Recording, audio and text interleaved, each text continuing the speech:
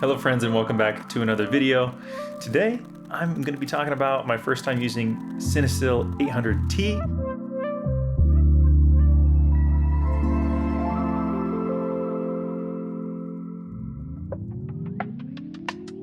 So the photos I'm going to be showing you are all the photos that I took, and in my opinion most of them are all okay. They're all pretty subpar. Definitely not the best photos I've ever done. Granted, I did record this video over a year and a half ago, and just now I'm finding the time to get all the footage together and the photos and put them together for this little video for y'all.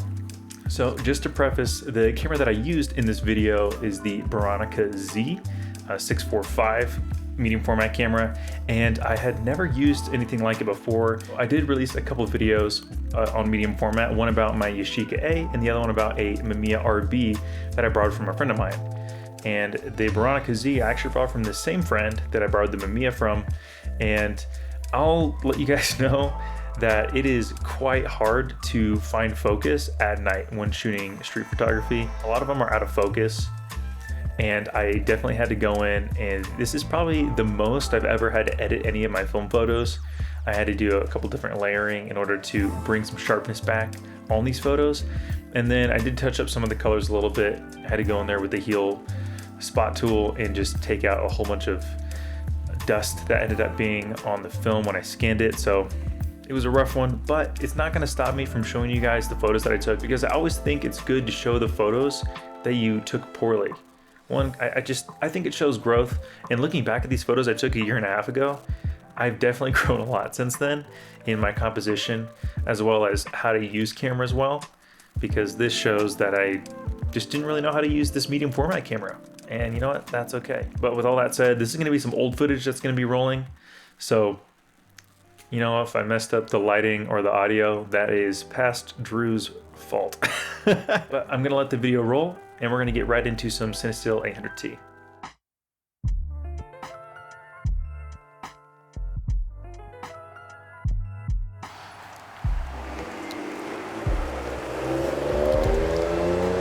That's gonna be our first exposure of the night. Honestly, I don't know if you guys can see me because it is super dark, and I also don't have a mic, so all this audio probably sounds awful. Well, that's just what it is. I switched over to my iPhone just because it is a little bit easier to manage than my main camera, but we're about to get this rolling. So unfortunately, all of the other cool neon hotel signs that we were thinking about shooting they're all off. So there are like 7 or 8 down that way. And yeah, they're all turned off, which is unfortunate. So it looks like it's gonna be a little bit harder to find some compositions tonight than we thought, but we're still gonna get it. All right, first exposure.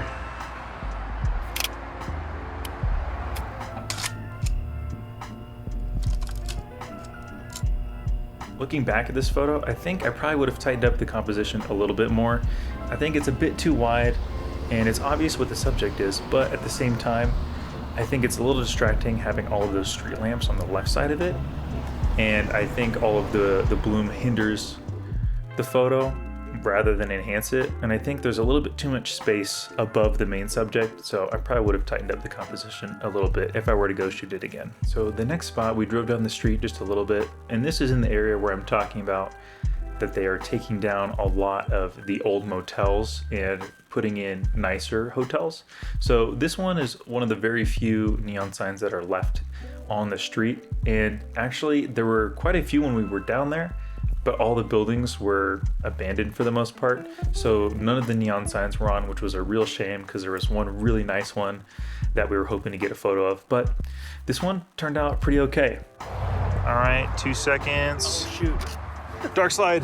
Have you had that in the whole time? No. Okay, thank God. No, I took it out the first one. Does it still shoot with the dark slide in? I don't think so. Sometimes Okay. it does, actually. Okay. It's not supposed to, but I've had it happen before. All right, let's see how this goes.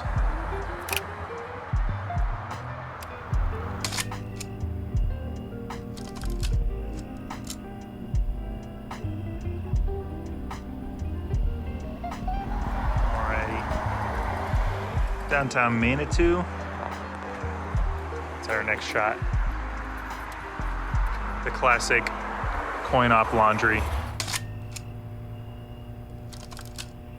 Okay, so this next photo of the laundromat is probably the worst photo I think I've ever taken.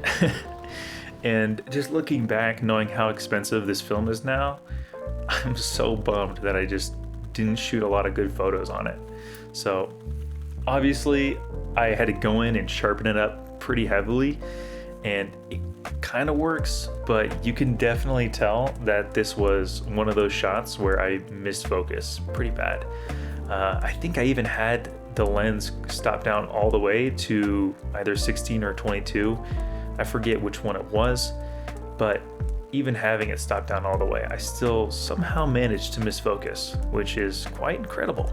Also, I forgot to mention at the beginning, but if you're interested in what I was using to meter for all this, I was actually just using a light meter app on my phone, and it turned out pretty well. I haven't been able to get a hold of an official light meter until as of late. I got a hold of one, and I'm actually going to try to take it out and shoot some medium format using only that light meter and probably some cheap film in case the light meter is way off. So after that photo, we were in Manitou Springs and we were just walking down the main downtown street, and we're just taking photos of sort of anything that had any good light to catch. And for the most part, none of them are really anything to write home about. Nate shot this scene at 1 second. I'm shooting at a half a second just to see who's the better photographer.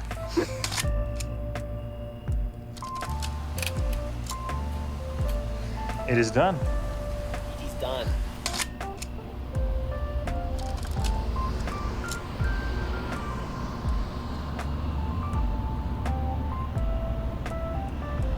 So we ended up finding this self-service vacuum and car wash area, and the lighting and just the vibe that it gave off was really perfect for shooting Cinestill 800T.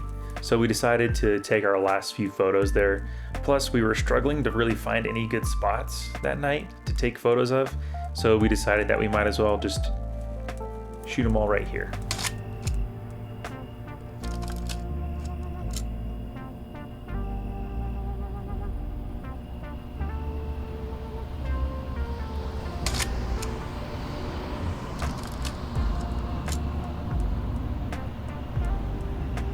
I think on these photos I did hit focus pretty well, and I do think the second photo I took of the night was my favorite, but I do like these photos as like a feel. They feel the most Cinestill to me, if that makes any sense. I think the ones with the RVs in them are nice, but my favorite one has to be the one of just the self-service vacuums and the building in the background. I don't know, I just think that I exposed it for the perfect amount of time, and I really like the way that the lights and the halation work with this photo. All right, and the last spot was this Benny's bar. All right, so we just finished up our last shots on our cameras of this Benny's bar, and I'm pretty sure we both just messed up our last shot. And to be honest, the photos did not really turn out that great. The very last one I took, I don't think the composition was there at all, and I misfocused really badly. And even in this edit where I tried to sharpen it up and bring some of that detail back, it just didn't work. In Colorado Springs, there aren't very many good spots to do night photography. Unfortunately, we don't have very many neon signs. The only place where we do have a lot of neon signs is in between Colorado Springs and Manitou Springs, and unfortunately Manitou is doing a lot of like gentrification down there, and a lot of these old motel signs are all getting taken down. Everything's getting revamped. So with that said, a lot of these photos that I took, some of those neon signs aren't even there anymore, which is a little sad, and it kind of takes away from wanting to go out and do night photography here in the Springs. There might be some more spots around town that I'll be able to do more night photography, but I'll have to do a little bit of scouting because as of right now, there aren't very many options. So those are all the photos that I took on my first roll of Cinestill 800T. Again, they're all pretty bad.